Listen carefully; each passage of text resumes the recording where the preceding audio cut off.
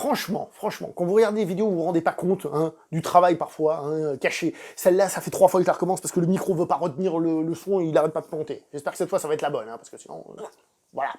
Et oui, c'est pas l'intro que j'ai fait les 2 fois précédentes, hein, qu'est-ce que vous voulez que je vous dise? De toute façon, vous savez, moi, j'écris pas, j'improvise, donc voilà, on commence par quelques images et on parle du film. 5, 4, 3, 2, 1... Le film est réalisé par le désormais réalisateur, Patrick Wilson, acteur, qui est aussi acteur dans ce film, acteur qui a tourné évidemment dans les 2 premiers Insidious, réalisé par James Wan, mais aussi dans les Conjuring, réalisé par James Wan, à part le dernier. Donc c'est un pote à James Wan, et James Wan, on le sait, il aime bien réaliser des films, mais aussi produire des films à partir de ses sagas, hein, ce qui donne un côté d'ailleurs un peu caché série B, un peu comme ça, comme à l'époque des vidéoclubs. D'ailleurs, il l'assume complètement, hein. Et donc il produit des films. Des films qui, on va pas se mentir, sont pas toujours extraordinaires. Le réalisateur, j'adore, le producteur, des fois, j'ai des doutes, on va dire, j'ai des doutes. Voilà. Mais il y a un truc par contre que je voulais dire, c'est que James Wan, indépendamment de la qualité des films, c'est quand même un gars qui donne sa chance à des réalisateurs avec lesquels il a déjà travaillé, avec lesquels il a pu tester un ou 2 trucs, ou alors qu'il a vu un court-métrage ou un truc comme ça. Ça a l'air d'être un mec, ça a l'air, hein, d'être un mec qui donne sa chance aux gens pour mettre un pied à l'étrier, et justement, à partir de là, peut-être aller plus haut, etc. Bon, pour le moment, j'ai pas l'impression que beaucoup soient allés beaucoup plus haut que ça, mais je veux dire, il a l'air de donner cette chance, comme lui, peut-être il l'a eu, et donc c'est cool. Ou alors c'est juste qu'il les exploite pour le fric.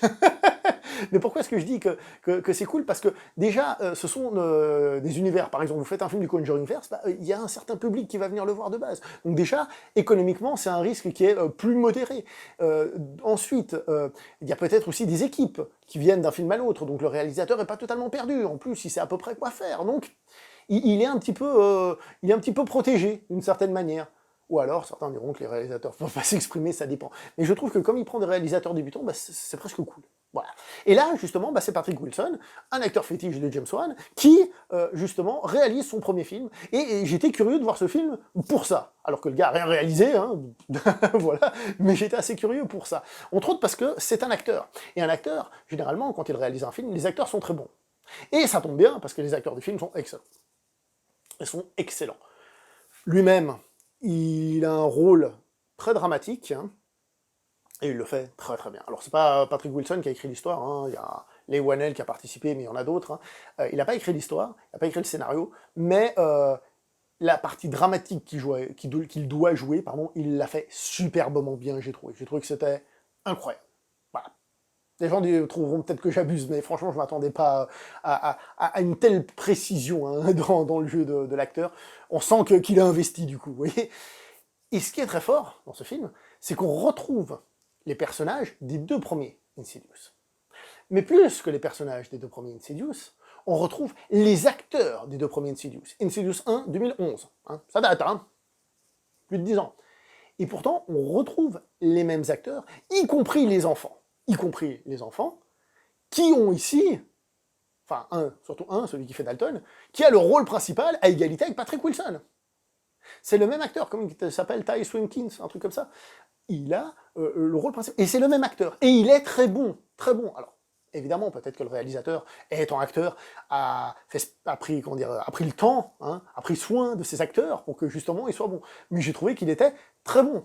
Alors il peut déplaire son style, machin, tout ce que vous voulez, les cheveux longs, mais en tant qu'acteur, j'ai trouvé très bon. Et ça nous amène à une première chose que je vous ai déjà plus ou moins dite, c'est que le film a un côté dramatique. Presque comme un pur drame, hein, on va dire. Alors évidemment, il y a la partie fantastique, fantôme et compagnie, qui vient accompagner tout ça, et qui fait qu'on n'est pas dans un pur drame, qui vient d'une certaine manière alléger le côté pur drame, pour ceux qui n'aiment pas les drames, mais c'est un film qui a un aspect dramatique assez réaliste. Je veux dire, un père qui s'entend pas avec son fils, c'est réaliste. J'en connais, hélas. Hélas, j'en connais. Et il y a aussi un truc intéressant, par exemple, on nous dit que le personnage donc, de Patrick Wilson a peut-être une maladie dégénérative. T'as essayé de te faire aider? Non, j'essaie de me débrouiller seul. Voilà. Je trouve que c'est des petits trucs qui sont là et qui fonctionnent bien. Je suis désolé, moi, je trouve que ça fonctionnait bien. Autre chose, scénaristiquement parlant, qui est très réussie, c'est qu'on fait revenir les personnages, mais je trouve que l'histoire globale du film est très bien intégrée aux 2 premiers Conjuring. Alors, je vais pas vous mentir, le premier Conjuring, je l'ai vu en 2011 au cinéma, je l'ai pas revu depuis. Le deuxième, je l'ai vu après, mais je l'ai vu qu'une fois aussi. Mais en tout cas, la sensation que j'ai eue en regardant ce film, eh ben, c'est que il y avait une logique. C'était pas pour rien. C'était pas juste, allez, on fait une suite. Évidemment, c'est juste on fait une suite. Mais que l'écriture avait un petit intérêt par rapport à tout ça. D'une certaine manière, ce film est le troisième d'une trilogie, 1, 2, et celui-là, The Red Door. Donc, ça, c'est réussi. Maintenant, il y a l'aspect fantastique, horrifique. Alors, c'est à peu près ce qu'on va voir comme film. On sait qu'on est dans un film, la manière des Insidious, des Conjuring, c'est-à-dire qu'il y aura du jumpscare. Hein, on est dans ces films-là. Des jumpscares qui, pour moi, m'ont donné une sensation très particulière. Dans la salle dans laquelle j'étais, j'ai vraiment eu l'impression que le son, au moment des jumpscares, il était hyper fort. Hyper fort. Alors, je sais que c'est le coup classique du jumpscare, mais là, j'ai vraiment fait oulala, c'est fort, c'est trop fort. À des moments, les oreilles là. J'espère que c'est juste la salle dans laquelle j'étais, mais du coup, j'ai trouvé que les jumpscares, pas qu'à cause de ça, mais globalement, faisaient un peu facile. Un peu, voilà, ouais. Alors, attention, ce ne sont pas des faux jumpscares. Tous les jumpscares que l'on a dans le film sont des vrais jumpscares. Je rappelle ce que c'est qu'un faux jumpscare. C'est un personnage, il est dans le parc, tout va bien, on lui met la main sur l'épaule, on s'en tourne et c'est sa meilleure pote, tout va bien. Ça, c'est un faux jumpscare, c'est-à-dire que le réalisateur a décidé de te faire peur, là, histoire de meubler. C'est pas ce qu'on a dans ce film, heureusement. Mais, comme j'ai dit, je les ai pas trouvés forcément ultra efficaces. Ah, attention, je me contredis quand même, je les ai trouvés peut-être un peu faciles, un peu voilà. Mais, malgré tout, j'ai sursauté à chaque fois. Même si c'était facile, oui, c'est facile, mais ça marche. Et 2-3 fois, j'ai senti des petites sensations. Donc, oui, facile, oui, critiquable, mais en même temps, écoute, pourquoi pas? De toute façon, c'est ce qu'on est venu voir. Donc moi, je suis satisfait, j'aime bien ce genre de film, donc pourquoi pas? Là où vraiment il y a plus un petit souci pour moi, hein, c'est entre les jumpscares. Encore une fois, c'est pas que c'est dégueulasse, hein, mais... c'est même loin de là, mais j'ai juste trouvé que la tension entre les jumpscares fonctionnait moins. On connaît tous la méthode James Wan. James Wan, qu'est-ce qu'il fait? Il fait un jumpscare et il nous garde en tension, jumpscare et il nous garde en tension. Et en plus, hein, il fait comme les magiciens, il fait ce qu'on appelle un misdirection, vous regardez la main, puis en fait il est en train de faire un truc avec l'autre. Il attire l'attention, voilà, il attire l'attention. Donc, Patrick Wilson, il va faire ce genre de choses.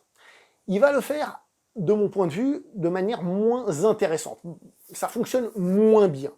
Parce que entre les jumpscares, bien qu'il y ait la situation, la tension, je ne la ressens pas. J'étais pas en mode oulala, qu'est-ce qui va se passer, Certains disent que les films de James Wan sont comme des trains fantômes. Très bien. Moi, j'ai envie de le comparer aussi à une montagne russe. T'es en train de monter, clic, et toi t'es là, et après t'as... pour moi, c'est pareil, c'est tension. Là, le problème, c'est que c'est tension et calme. Mais la partie calme, c'est pas que le réalisateur essaye de la rendre calme. Il essaye de créer une petite tension, qu'il y ait des petits trucs. Mais globalement, j'ai trouvé que ça fonctionnait un petit peu moins bien. Avis personnel, évidemment. Comme j'ai dit, c'est pas que c'était à jeter, c'est pas qu'il y avait rien. Tu dis quand même, ça peut arriver, à un moment donné, il y aura un jumpscare. Mais il y a moins ce petit jeu interactif que le film fait avec les spectateurs. Et du coup, ça a fonctionné un tout petit peu moins bien, voilà. Globalement, c'est ça. Mais comme j'ai dit, on sait ce qu'on va voir comme film.